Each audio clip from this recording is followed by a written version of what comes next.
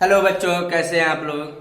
तो आज के लेक्चर में हम सीखेंगे कि find the relationship between zero and coefficient of polynomial.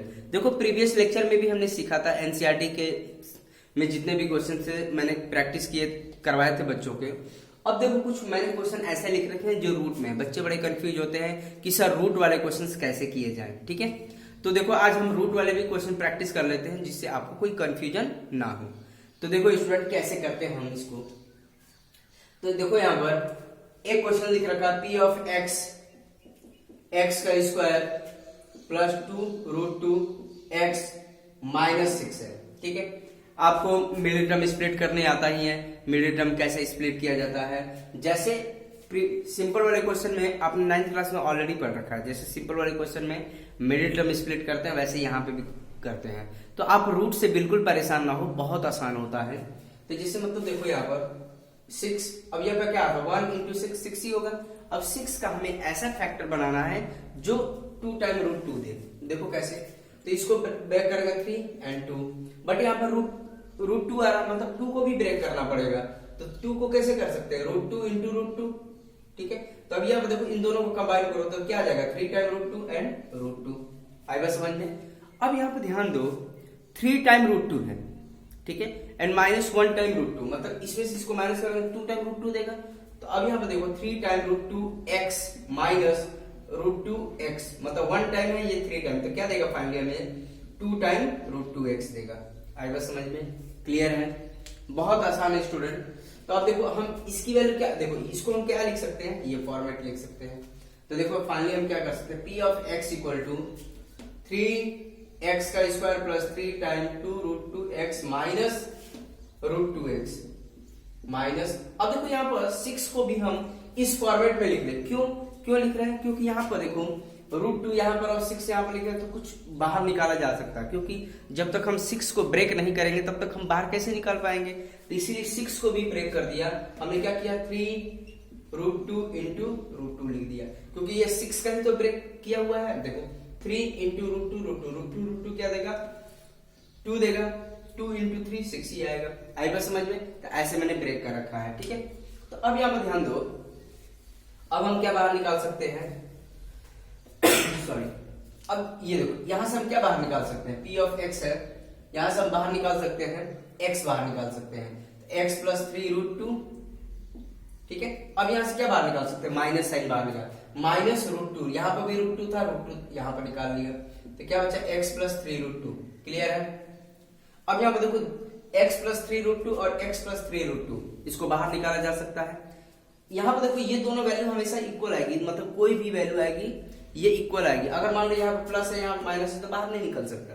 ठीक है, अगर किसी का प्लस आ रहा है एक माइनस आ रहा है तो किसी कोई ना, आप मिडिल टर्म स्प्लिट करने में कुछ ना कुछ गलतियां किए हैं, तो इसीलिए अगर ये अलग अलग आ गया तो फिर से रीचेक कर सकते हैं। ठीक है, अब यहाँ पे देखो इसको बाहर निकालो, तो p ऑफ x क्या आएगा, x प्लस 3√2 और ये क्या बच गया, x माइनस √2। क्लियर है, यहां तक तो हमने फैक्टर फाइंड आउट कर लिए। ठीक है, फैक्टर फाइंड आउट किए, बट हमें जीरो फाइंड आउट करना है। तो अब क्या करेंगे, for zero of p of x, क्या करेंगे, p of x equal to 0। तो p ऑफ x क्या था हमारे पास, ये था, तो x plus 3√2 and x minus √2 equal to 0। Clear है, तब क्या होगा, x plus 3√2 equal to 0 and x minus √2 equal to 0। तो फाइनली हमारे पास क्या आ जाएगा, x equal to minus 3√2 and x equal to √2। तो ये अल्फा हो गया, अल्फा इक्वल टू कितना आ गया, अल्फा आ गया minus 3√2 and beta equal to आ गया √2। तो ये हमारे, आपकी बात समझ में आई। तो हमने अल्फा फाइंड आउट कर लिया और बीटा फाइंड आउट कर लिया। अल्फा कितना हो गया हमारे पास, माइनस 3√2 एंड बीटा हमारे पास 1√2 आ गया। ठीक है, अब देखो हमें अल्फा और बीटा तो पता चल गया, लेकिन हमें ए बी सी भी बताना होगा। देखो ए बी सी कैसे बनाएंगे, जिससे हमारे पास ये इक्वेशन है, p of x equal to क्या है, x का square plus 2√2 x minus 6 comparing with ax square bx plus c, where a equal to क्या होगा, a equal to 1, b equal to क्या होगा, b equal to this one 2√2 and सी क्या होगा, सी हमारा -6। तो यहाँ पर देखो एक्स स्क्वायर के साथ जो भी रहेगा यहाँ पर, एक्स स्क्वायर के साथ जो भी रहेगा यहाँ पर वो ए का काम करेगा, एक्स के साथ जो भी कोफिशिएंट रहेगा वो बी का काम करेगा, और जीरो रिमेनिंग बच गया वो कांस्टेंट मतलब सी की का काम करेगा। ठीक है, आइए समझिए। तो हमें देखो अल्फा बीटा मिल गया, ए बी सी मिल गया। अब हम रिलेशन वेरीफाई कर सकते हैं। जो बच्चे प्रीवियस वीडियो नहीं देखे हैं प्लीज पहले प्रीवियस वीडियो देखें, तब जाकर उनको अच्छे से क्लियर हो पाएगा। तो देखो sum of zero and product of zero verify कर लेते हैं। तो अल्फा प्लस बीटा क्या होगा, -b/a। मतलब ये पहला रिलेशन था sum of zero. Sum of zero क्या था, माइनस का coefficient of x divide by coefficient of x square था। ठीक है, तो देखो अल्फा कितना हमारे पास -3√2 है, बीटा कितना है √2 है, क्लियर है। b कितना हमारे पास, b माइनस तो रहेगा ही रहेगा, b की वैल्यू क्या 2√2 है, आएगा समझ में। और हमारे पास a कितना है 1 है। तो ये अब देखो 3 टाइम √2 है, यहाँ पर 3 टाइम √2 है और 1 टाइम, तो क्या देगा -2 टाइम √2 देगा। ठीक है, दोनों के अपोजिट साइन में तो सब्ट्रैक्शन होगा, और ये इक्वल टू क्या -2√2 है। तो ये आ गया हमारा left hand side equal to right hand side आ गया। ये हमारी पहली इक्वेशन, क्लियर है, बहुत आसान है स्टूडेंट, कुछ नहीं है इसमें। अब दूसरा relation product of zero alpha into beta क्या देगा, c/a देगा, मतलब alpha product of zero c/a constant term divide by coefficient of x का स्क्वायर। तो अल्फा इंटू बीटा, तो अल्फा हमारे पास कितना था -3√2, बीटा कितना था हमारे पास √2 था, c कितना था हमारे पास, c हमारे पास -6 था, a कितना था हमारे पास 1 था, तो पुट कर लिया। अब यहाँ पे देखो ये कितना देगा माइनस, और √2 कितना देगा 2 दे देगा, और ये -6, तो -6 हो जाता है, -6 इक्वल टू -6 आ गया। ये हमारी सेकेंड इक्वेशन। ठीक है, आई बात समझ में। तो from equation 1 and 2, from equation 1 and 2 relationship between zeros and coefficient of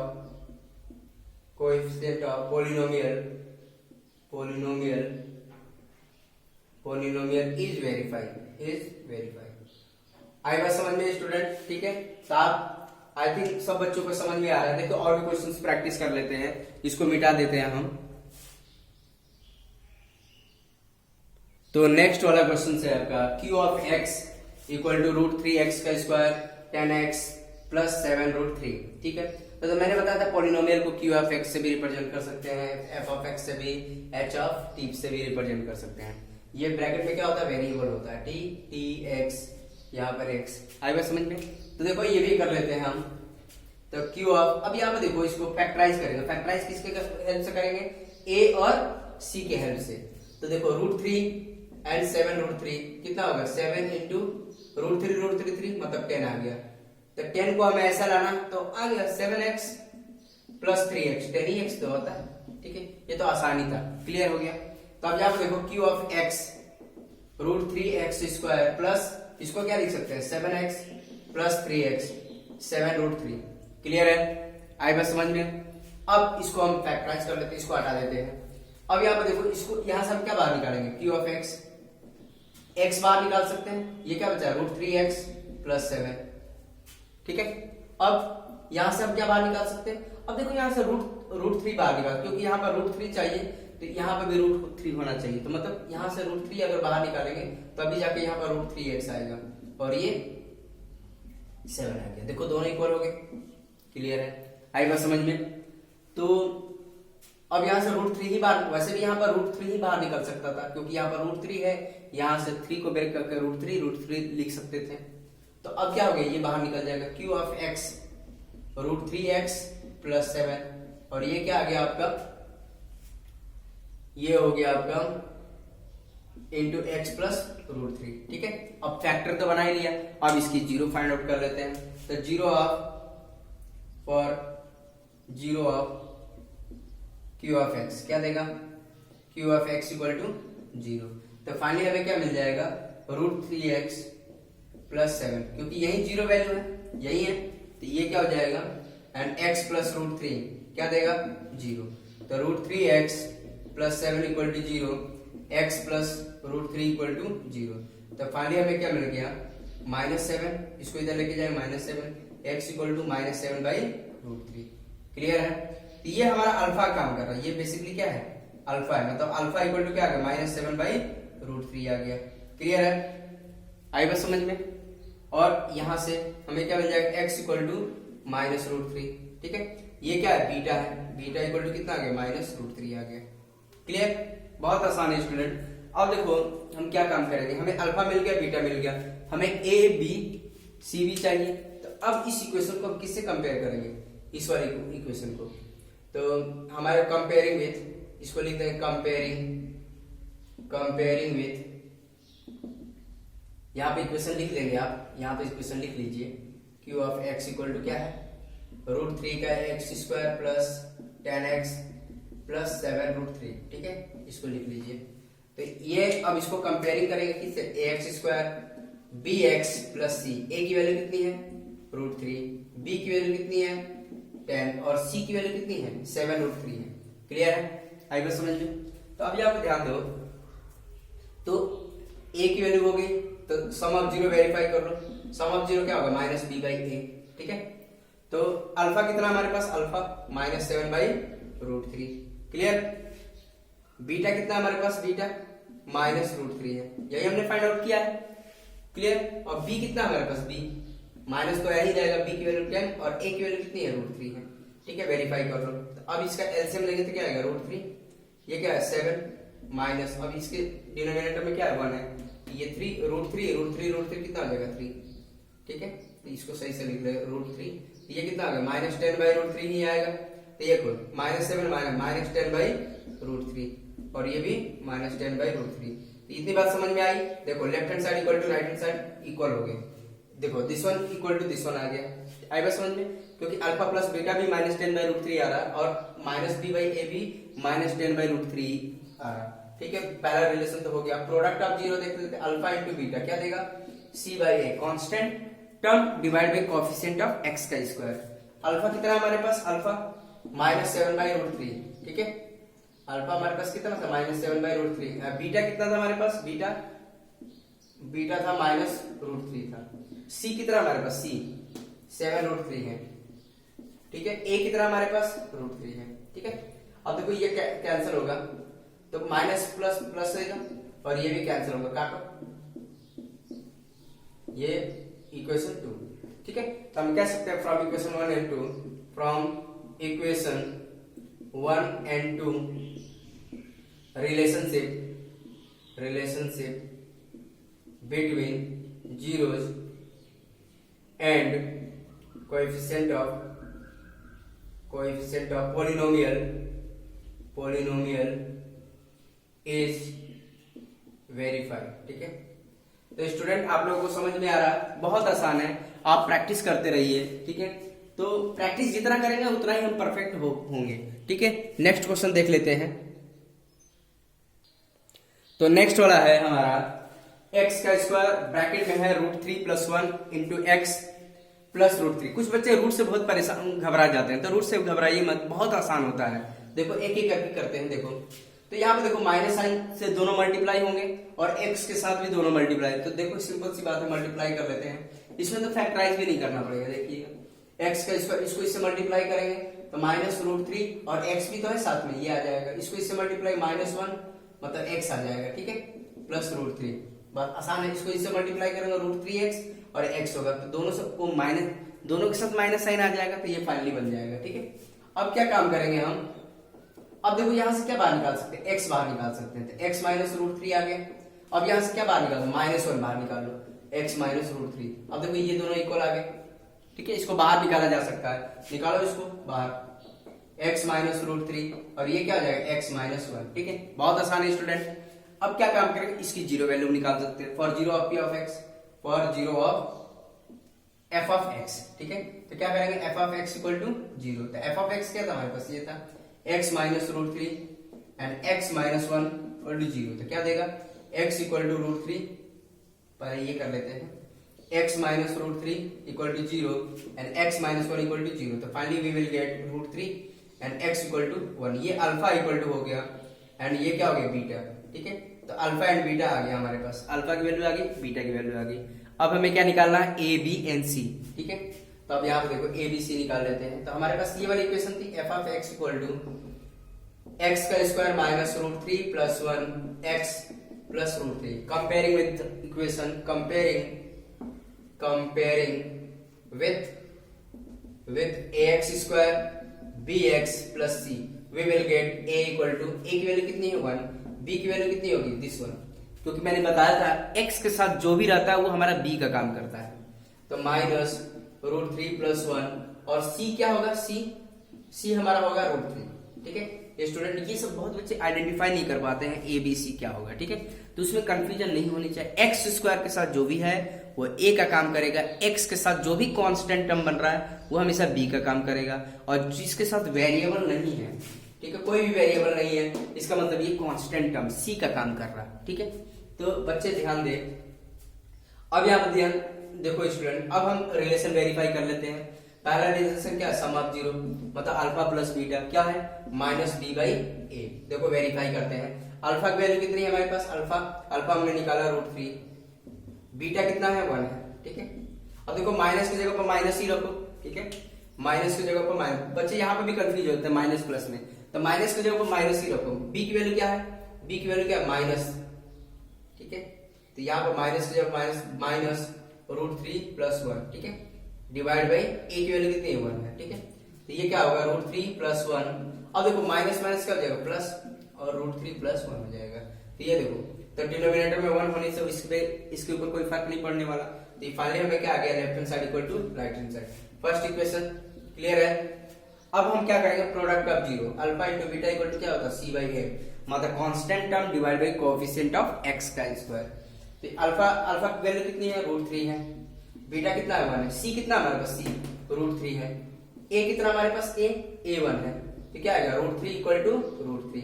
तो हम कह सकते हैं फ्रॉम इक्वेशन 1 एंड 2 से रिलेशन देखो लिख लेंगे, from equation 1 and 2 relationship between zero and coefficient of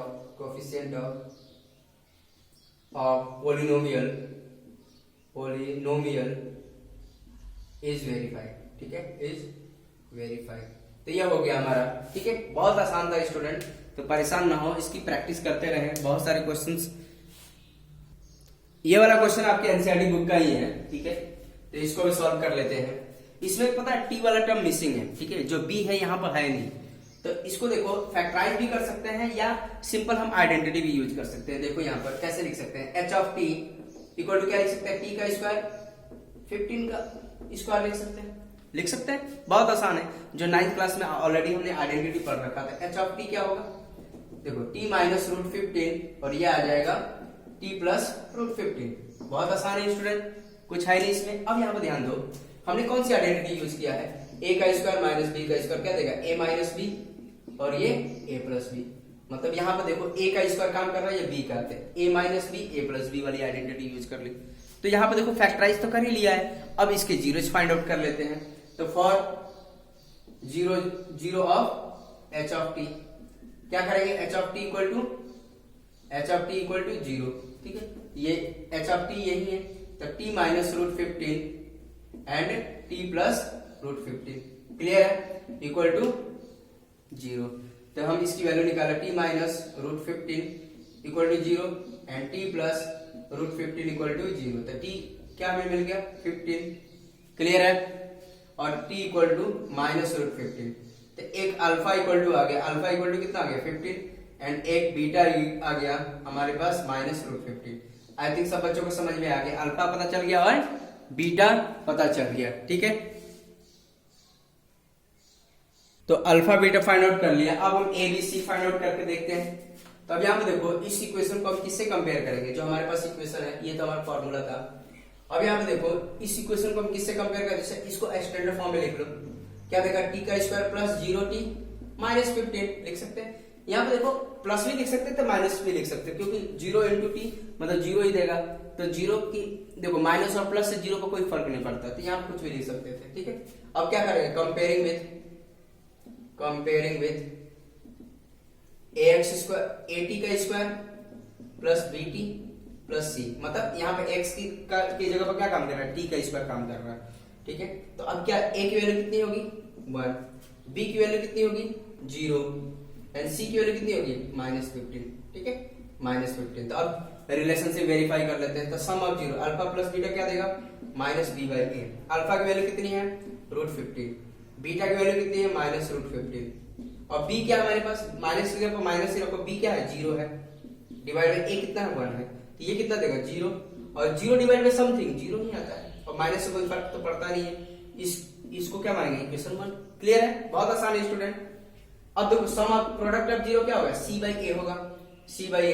alpha कितना हमारे पास √15 है, ठीक है, एंड बीटा कितना है -√15, c कितना हमारे पास c -15, a कितना हमारे पास a 1 है, ये कितना हो गया 15 √15 देगा और साइन आ जाएगा माइनस का और ये -15। तो देखो यहाँ पर left hand side equal to right hand side आ गया सेकंड इक्वेशन, क्योंकि अल्फा इंटू बीटा भी -15 है और c/a भी -15 है, तो हमारा left hand side equal to right hand side. तो हम कह सकते हैं फ्रॉम 1 and 2 से from equation 1 and 2 relationship between zeros and coefficient of polynomial is verified, ठीक है, is verified। आएगा समझ में, तो रिलेशनशिप हमने वेरीफाई कर लिया। तो स्टूडेंट आई थिंक सब बच्चों को समझ में आ रहा है, तो आप प्रैक्टिस करते रहिए और भी मतलब एक्स्ट्रा क्वेश्चनों की प्रैक्टिस करना है तो आप आर.डी. शर्मा, आर.एस. अग्रवाल और एनसीईआरटी एग्जाम्पलर के भी क्वेश्चंस प्रैक्टिस कर सकते हैं, ठीक है स्टूडेंट। तो अब हम आज के लेक्चर में इतना ही। अब नेक्स्ट लेक्चर में हम नए कॉन्सेप्ट के साथ आएंगे, मतलब alpha plus beta and alpha into beta से रिलेटेड बहुत सारे क्वेश्चंस बनते हैं और आपके सीबीएसई बोर्ड में पूछे भी जाते हैं, तो उसी से रिलेटेड क्वेश्चंस की प्रैक्टिस करेंगे नेक्स्ट लेक्चर में। तो ठीक है स्टूडेंट, आज के लिए इतना ही, ठीक है, ओके, थैंक यू।